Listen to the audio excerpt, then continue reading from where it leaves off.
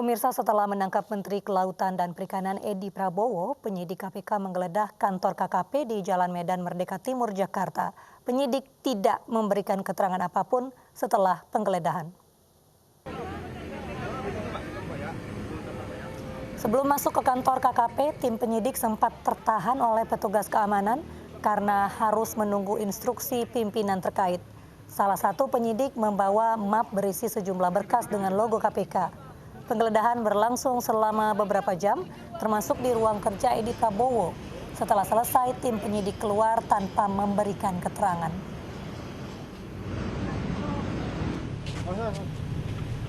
Tim penyidik KPK juga menggeledah rumah dinas Edi Prabowo di Jalan Widya Chandra 5, Jakarta Selatan.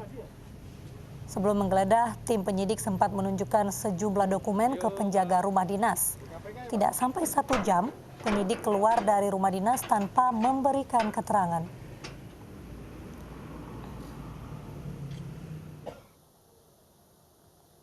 Penangkapan Menteri Kelautan dan Perikanan Edi Prabowo oleh KPK diduga terkait penetapan calon eksportir benih lobster. Edi ditangkap bersama 16 orang lainnya di Bandara Soekarno-Hatta.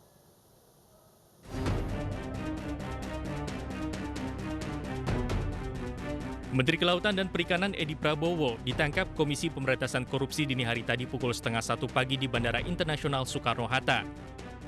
Edi Prabowo dan istri ditangkap bersama 15 orang lainnya, diantaranya beberapa pejabat di lingkungan KKP. Menteri Kelautan dan Perikanan ditangkap diduga terkait proses penetapan calon eksportir benih lobster yang sebelumnya sempat menuai polemik.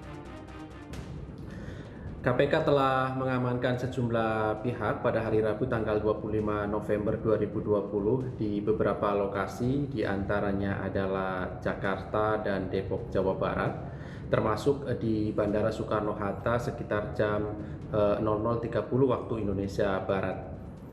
Jumlah yang diamankan oleh petugas KPK seluruhnya saat ini ada 17 orang, diantaranya adalah Menteri Kelautan dan Perikanan beserta dengan istri dan beberapa pejabat di KKP.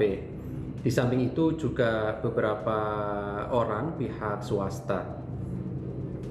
Turut diamankan sejumlah barang, diantaranya adalah kartu debit ATM, yang diduga terkait dengan tindak pidana korupsi dan saat ini masih diinventarisir oleh tim penyelidik KPK. Kasus ini diduga terkait dengan proses penetapan calon eksportir benih lobster. Dan saat ini KPK masih melakukan pemeriksaan secara intensif terhadap 17 orang tersebut selama 1 kali 24 jam. Edi Prabowo ditangkap di Bandara Soekarno-Hatta sepulang dari Amerika Serikat. Usai ditangkap, rombongan dibawa ke gedung KPK. Saat ini status Edi Prabowo dan orang-orang yang masih diamankan KPK sebagai terperiksa. KPK memiliki waktu 1 kali 24 jam untuk menentukan status hukum mereka. Tim Liputan iNews melaporkan. Sementara itu, pemirsa, menanggapi penangkapan Edi Prabowo, Presiden Joko Widodo menegaskan pemerintah konsisten dalam setiap upaya pemberantasan korupsi. Ya, tentunya kita menghormati proses hukum yang tengah berjalan di KPK. Kita menghormati. Dan saya percaya KPK bekerja transparan, terbuka, profesional. Pemerintah konsisten mendukung upaya pencegahan dan pemberantasan.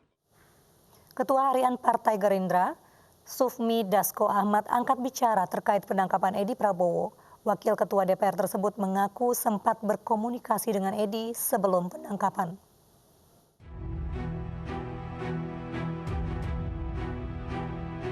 Menteri Edi Prabowo tersandung kasus hukum. Edi diciduk KPK di Bandara Soekarno-Hatta usai kunjungan kerja dari Amerika Serikat Rabu dini hari tadi. Diduga Edi ditangkap KPK lantaran terseret kasus ekspor benih lobster. Terkait hal ini, Ketua Harian DPP Partai Gerindra menegaskan akan menghormati setiap proses hukum yang berlaku. Kalau saya sudah sebelum berangkat ke Amerika lah, 2 hari sebelum berangkat. Kapan itu, Bang?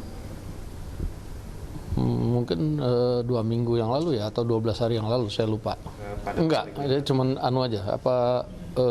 bilang pamit aja mau ke Amerika. Kita belum memberikan tanggapan, belum bisa menduga-duga sebelum mendapat keterangan resmi dari KPK. Demikian. Selaku mitra Kementerian Kelautan, anggota Komisi 4 fraksi PKS, Johan Rosihan berharap masyarakat khususnya pelaku usaha lobster tetap tenang pasca penangkapan Menteri Edi.